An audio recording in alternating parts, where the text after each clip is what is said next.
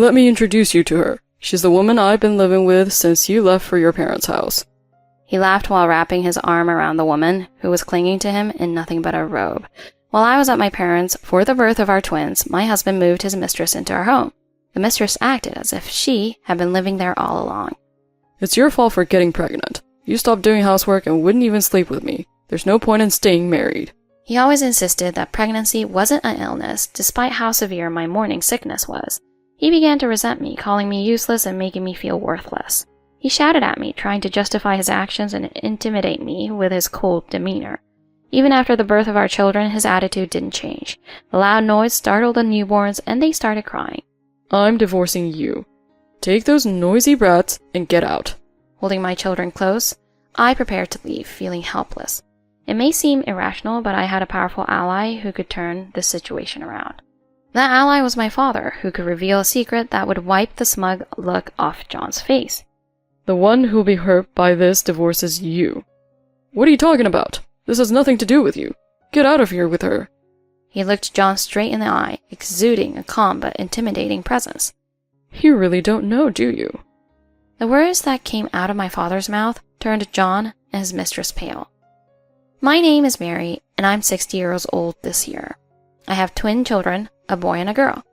I named my son Ethan and my daughter Claire, hoping they would grow up to be strong and kind. Their father's name is John. We met during my college years. He was 3 years older and a senior. John lost his parents early and supported himself through scholarships and part-time jobs. He was academically brilliant and very handsome, but he kept a low profile at college, probably to avoid unwanted attention.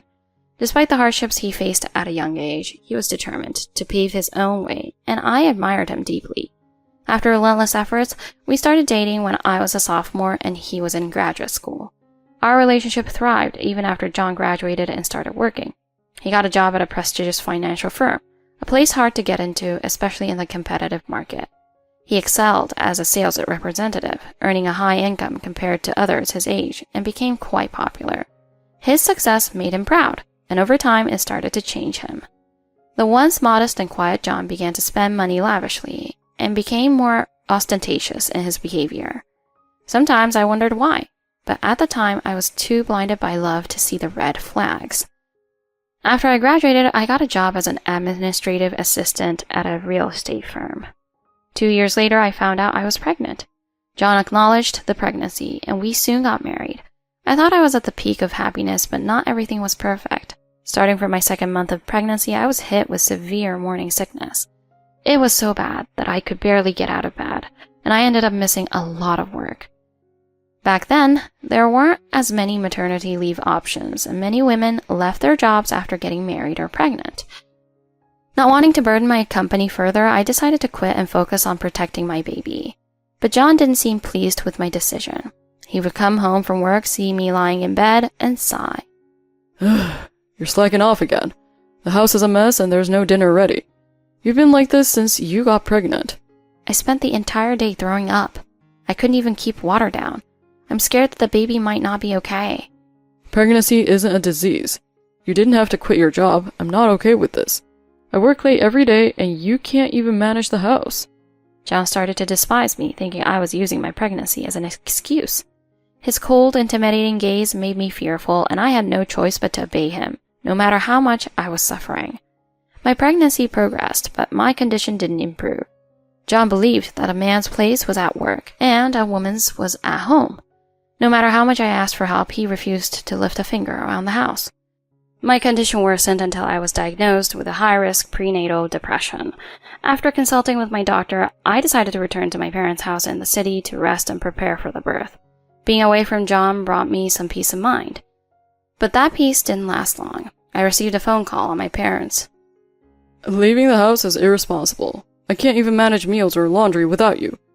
Don't expect to shirk your duties and lean on your parents." "Please don't say that. I need to focus on the birth." "Are you defying me? You're nothing without me. Don't bother coming back." He hung up the phone and I sank to the floor by the entryway, terrified by his threatening words. Why doesn't he care about me or our children? Where did the John I respected go? "What's wrong, Mary?" My father noticed something was off and gently helped me to my feet, placing a comforting hand on my shoulder. He was always so warm and kind, and I couldn't hold back my tears any longer. My father called my mother, and they sat me down to talk. I told them everything about John's mistreatment during my pregnancy. I was scared that if his behavior continued after the birth, it would harm not just me, but the children too. I confessed that I was considering divorce and apologized for being such a burden to them. If you want a divorce, that's okay. This is your home too, so you can always come back. And there's no need to apologize. If anything, you should thank us. That would make your mother and me feel better. My father smiled, breaking the tension, and my mother gave a soft smile as well. Their smiles made me feel as if a heavy weight had been lifted from my heart. For the first time since my pregnancy, I felt a sense of hope. John didn't contact me after that call. I couldn't bring myself to return home, so I had no idea how he was living, and I didn't have the courage to reach out. A few months later, I gave birth to healthy twins, a little earlier than expected. I named them Ethan and Claire, names I had chosen early in my pregnancy. When I asked John for his opinion, he had simply said, "Whatever," showing no interest. So I made the decision on my own. My parents loved the names and affectionately called their grandchildren by them. My father informed John about the birth, but he said he was too busy with work to visit the hospital. As a first-time mother with 2 newborns, I couldn't have raised them alone without my parents' support. Even after a month had passed, John still hadn't come to see the children. My plan was to return home after a month, and my father had informed John, but John never came to pick us up. In the end, my father drove me, Ethan, and Claire back to the house where John was. I was nervous about seeing John again, but with my father there, I felt a bit more secure. I hoped that seeing the children might bring out the father in John. With Ethan in my father's arms and Claire in mine, we stood at the front door. I opened the door with a sense of trepidation, but what I saw inside was beyond my worst nightmares. There, alongside John's shoes, was a pair of tall, high heels that I would never have worn during my pregnancy. They weren't mine. I was shocked. If those shoes were here, it meant John was inside with another woman. Dazed, I stumbled into the house. "Wait, Mary!" My father sensed something was wrong and tried to stop me, but it was too late. I opened the living room door to find John and likely the owner of the heels sitting together. Their clothes were scattered all over the floor. Seeing the naked pair in front of me frantically trying to cover themselves was a pitiful sight. To shield Claire's eyes, I covered her face with a blanket. "John, what's going on? How could you betray me and the kids?" I demanded answers, but before John could respond, my father holding Ethan joined me. John and his mistress were shocked, but quickly recovered and started laughing shamelessly. Let me introduce you. This is Lisa, one of my coworkers. She moved in after you left for your parents." Lisa was a pretty woman with striking features who looked me straight in the eye as if she had lived there all along. "Sorry, but John told me you didn't do anything around the house, and that's how we ended up together. But it's really your fault. You left this wonderful man alone while you were pregnant." "I never wanted to get married. I wanted to focus on my career and enjoy life more. It's your fault for getting pregnant. You stopped doing housework and wouldn't even sleep with me. There's no point in staying married." John's raised voice startled Ethan and Claire, who started crying. Ugh, so annoying. This is why I hate kids. I'm divorcing you. Take those noisy brats and get out. "That's right. This is our home now." Watching John hold Lisa, I felt like I was looking at a beautiful but painful painting. "You should be holding our newborns, not her." I wanted to say it, but the words wouldn't come out. The shock of the situation and my postpartum depression clouded my mind. I held Claire tightly and turned to leave, following my father to the door. "Dad, let's go." Wait a minute. You think you can just walk away, John? The one who's in trouble here isn't Mary, it's you. My father's voice was low and stern, unlike anything I had ever heard from him. What are you talking about? This has nothing to do with you. Get out of here with her. He looked John straight in the eye, exuding a calm but intimidating presence. You really don't know, do you? The words that came out of my father's mouth turned John and his mistress pale. What are you talking about? Today was a good day to bring my business card. He handed Ethan to me and pulled out a business card from his pocket.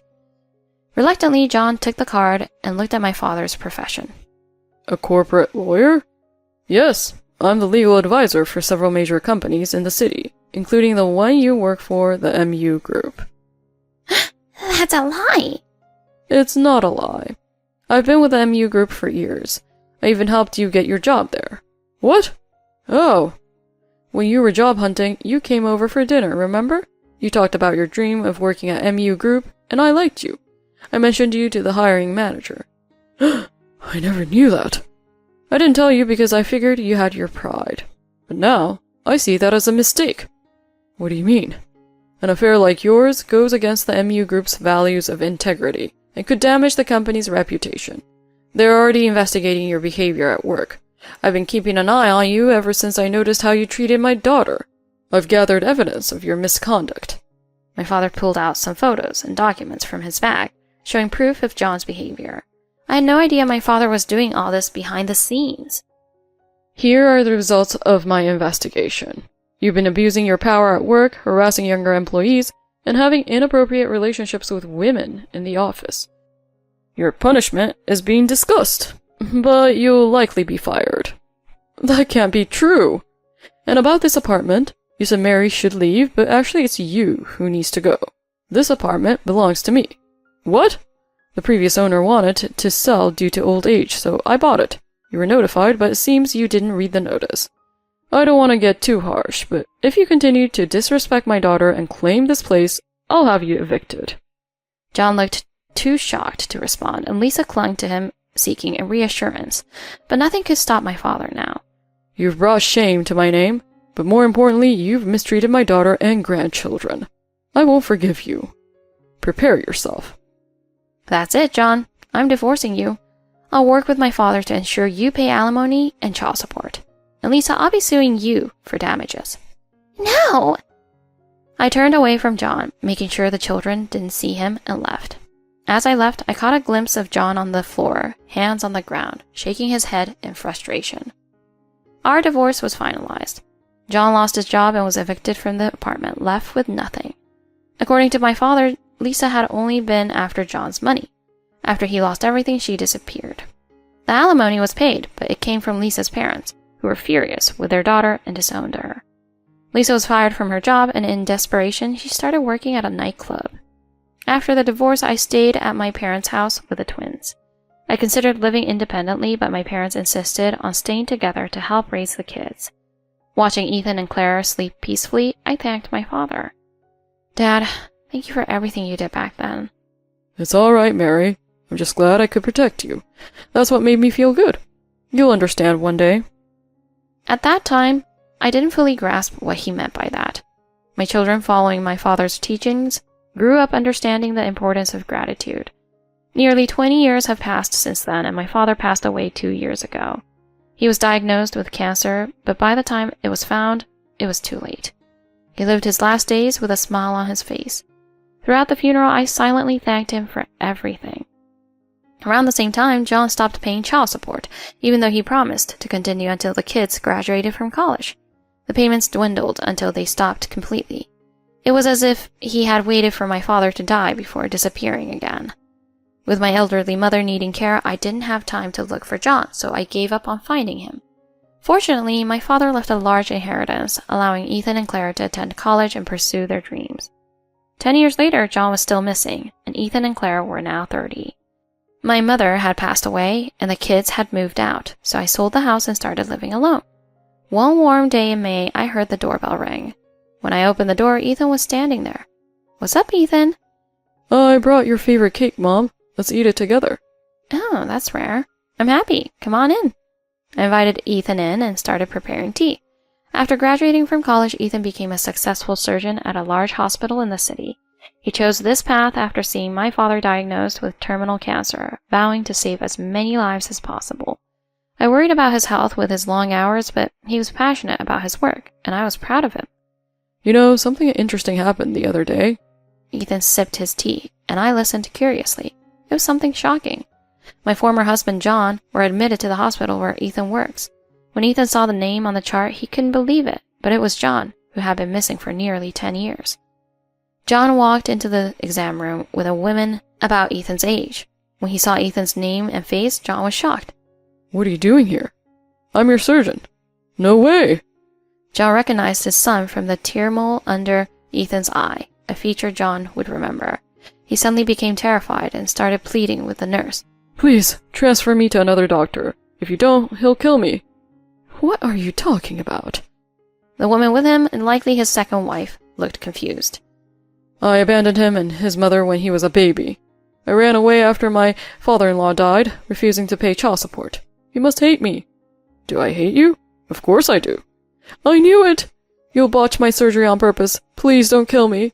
I'll pay the money I owe with interest, even if I have to borrow it.